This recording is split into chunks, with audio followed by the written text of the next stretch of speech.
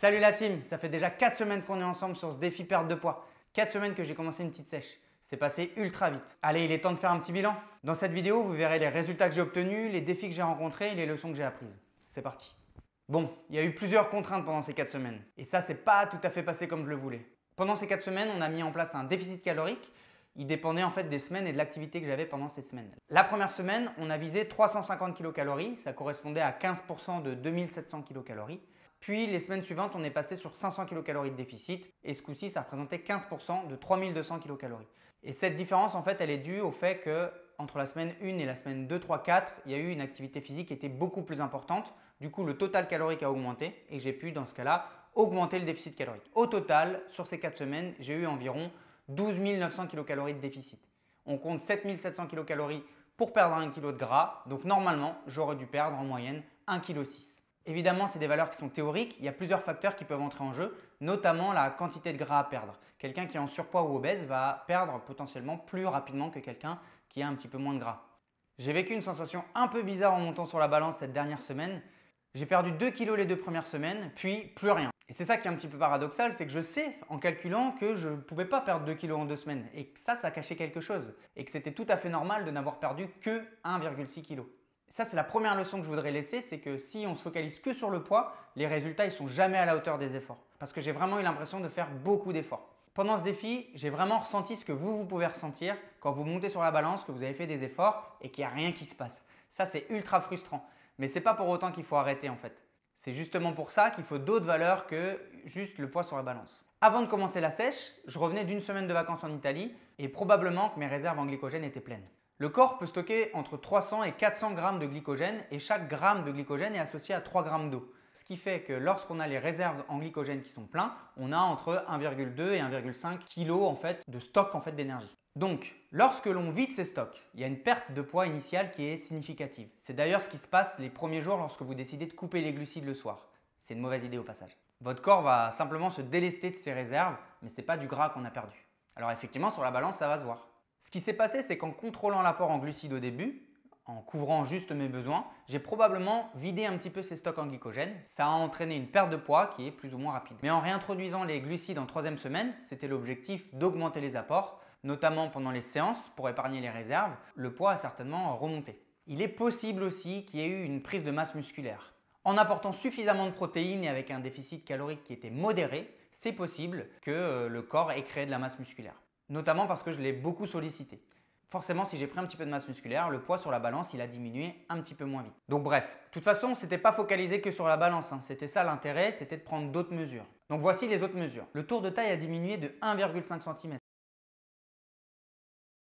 Franchement, c'est beaucoup 1,5 cm. C'est pour ça que dans le tout premier document, je vous avais dit de prendre également votre tour de taille et des photos du début et de la fin de l'aventure. Parce que si on se focalise que sur le poids, on peut vite abandonner. Au niveau du tour de buste, pas de changement, on a les mêmes valeurs. Donc voici le avant et après.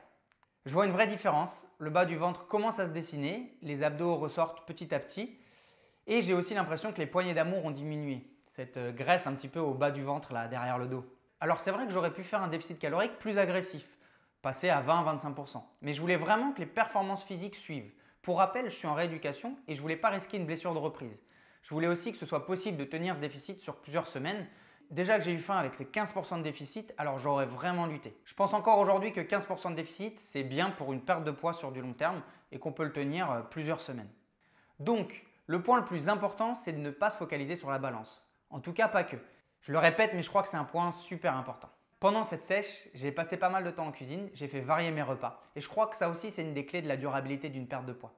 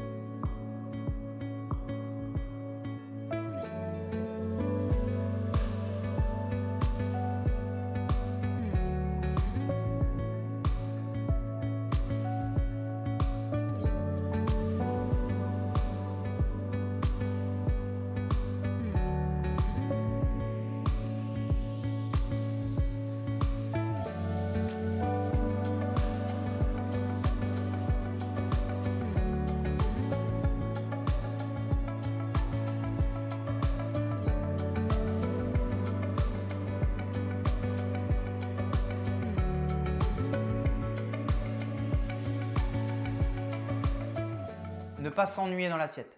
J'ai suivi un menu que je préparais chaque semaine pour avoir une trame. D'ailleurs, je vous les ai partagés à chaque fois. Et je rentrais au fur et à mesure mes aliments et mes recettes dans l'application de tracker de calories. Comme ça, tout était bien calibré. Je pouvais adapter mes macros quand il m'en manquait. J'ajoutais du skyr s'il manquait des protéines. J'ajoutais de la matière grasse s'il en manquait. C'était un peu plus galère quand c'était une recette pour plusieurs personnes. Donc par exemple, pour cette recette de lasagne, j'ai entré tous les ingrédients de la recette dans l'appli. Comme ça, je sais combien représente la recette complète. Ensuite, je pesais le plat terminé. Et quand je me servais, je pesais ce que je me servais et je rentrais le pourcentage de la recette que je mangeais. Évidemment que de cette manière, il y a des imprécisions parce que chacune des parts va avoir sa propre composition, peut-être un petit peu plus de viande, plus de légumes, plus de pâte à lasagne, bref. Mais c'est une méthode qui se rapproche le plus de la réalité. De toute façon, compter ses calories, ce n'est pas exact. Déjà, rien que sur les paquets des emballages et les valeurs nutritionnelles, il y a une différence entre ce qui est indiqué et la réalité. Pendant cette aventure, il y a eu des moments où j'ai eu envie de grignoter. Ça s'est surtout passé les week-ends ou les journées qui étaient un petit peu moins chargées. Et ça, c'était surtout le cas quand on me mettait des trucs de ouf sous le nez. Du chocolat, des gâteaux, des glaces. Alors, j'aurais pu les intégrer dans mes apports, d'ailleurs je l'ai fait une fois, mais ça m'aurait demandé de diminuer les quantités des repas et j'avais pas envie de manger moins parce que des fois en sortant de repas j'avais très faim. Je remarque que l'entourage a un impact ultra important sur les prises alimentaires. Vous l'avez peut-être déjà remarqué quand vous cherchez à perdre du poids et que votre conjoint ou conjointe mange différemment, c'est pas évident. Moi j'ai de la chance parce que ma femme mange très bien et elle aime les mêmes choses que moi. Donc c'est pas embêtant pour elle de manger des légumes ou de mettre un petit peu moins de gras dans l'assiette. Mais quand elle ouvrait une glace parce qu'elle avait envie de se faire plaisir sous mes yeux, c'était pas toujours très simple. Au cours de ces 4 semaines, j'ai eu des difficultés à couvrir mes besoins en protéines. Du coup, j'ai consommé beaucoup de skyr et de poulet. Ça permet d'augmenter les apports en protéines sans rien faire monter d'autres, enfin en tout cas quasiment. La whey m'a permis aussi de compléter mes apports en protéines. Et franchement, c'est plutôt un game changer quand il nous manque 20 grammes ou 30 grammes de protéines d'ajouter rien qu'un petit peu de protéines à boire. Franchement, ça simplifie la vie. En plus, ça se transporte assez facilement. J'ai beaucoup contrôlé les matières grasses parce que ça monte assez vite quand on compte ses calories. Je ne sais pas si vous l'avez remarqué, mais en fait, il y en a un petit peu partout. Donc pour ça, j'ai simplement quantifié les matières grasses de cuisson en utilisant une cuillère à café par exemple. J'ai limité les crèmes, le fromage et les viandes grasses et j'ai privilégié plutôt les graisses de qualité.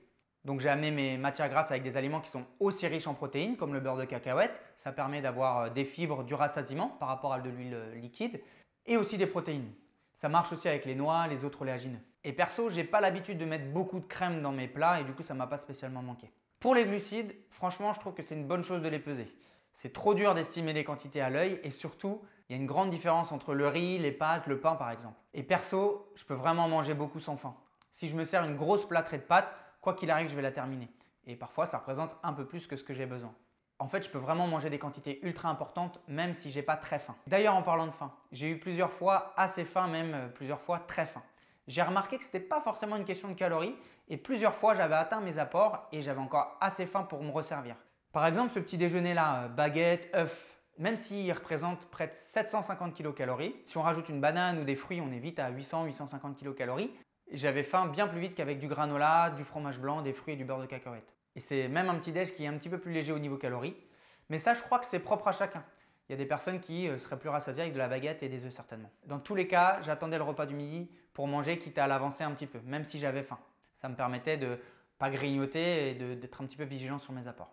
Ce que je retiens de ça, c'est que le choix des aliments et le volume des repas est ultra important. C'est pour ça qu'apporter des légumes à chaque repas, de manger solide et d'éviter les calories liquides peut vraiment faire la différence sur une perte de poids. Ce que j'ai vraiment apprécié dans cette expérience, c'est la découverte de nouvelles sensations. J'avais déjà eu faim avant, mais je ne m'étais jamais posé la question d'où elle venait. Ça m'a permis de mieux comprendre mon corps et ses véritables besoins. Alors avoir faim, ce n'est pas une sensation très agréable, mais de temps en temps, ça fait du bien et ça te permet de remettre les pieds sur terre. J'ai appris à différencier la faim physique et la faim émotionnelle et à apprécier les aliments de manière plus consciente. Il y a des moments où, niveau calories, j'étais vraiment juste et du coup, j'ai pris vraiment le temps de savourer et de mastiquer mon repas. Bon, j'ai également aimé le défi personnel que la perte de poids représente. Maintenir un déficit calorique, ce n'est pas quelque chose de facile et surtout quand on cherche à garder un volume et une intensité élevés pendant les entraînements. Et puis, ça m'a permis de comprendre certains points de gestion de perte de poids et certains freins quand je vais vous accompagner à la rentrée dans votre perte de poids. Et j'avoue que voir des changements visuels, c'est assez motivant et gratifiant. Ces aspects ont rendu cette expérience non seulement utile, mais aussi ultra enrichissante sur le plan personnel. Alors maintenant, qu'est-ce qu'on fait? Moi, je suis assez content des résultats, mais ça ne me suffit pas. J'ai envie d'aller encore plus loin et de voir jusqu'où je peux aller. Donc je vais profiter du volume d'entraînement du mois d'août où on est en reprise de handball et en préparation physique pour continuer. Je vais prolonger l'expérience encore 2 à 4 semaines pour voir où cette sèche peut me mener. Il y aura d'autres contraintes, notamment les apéros d'équipe et les barbecues que je n'ai pas encore vraiment gérés sur ces 4 semaines. Après ça, et c'est certainement l'objectif que vous avez vous après une perte de poids, c'est de maintenir le poids perdu ou en tout cas d'en reprendre le moins possible. Et pour ça, je partirai de ce que je consommais là en déficit calorique et puis j'augmenterai progressivement de semaine en semaine jusqu'à atteindre mon équilibre. Vous avez peut-être déjà entendu ce terme, on parle d'une phase de stabilisation. Alors ce n'est pas parce que vous la faites mal que vous reprenez du poids, mais c'est souvent parce que vous passez d'un déficit calorique à un excédent calorique en reprenant des habitudes, des mauvaises habitudes. Dans quelques mois, je pense que j'entamerai une prise de masse. Donc l'objectif, ça va être de faire le maximum de masse musculaire pour passer au-dessus des 82 kg, un poids que j'ai jamais fait. En tout cas, si vous avez trouvé cette expérience et cette vidéo utile, vous savez quoi faire. Pensez à liker. N'oubliez pas de vous abonner pour rien rater des vidéos qui arrivent. À la semaine prochaine. Bye bye.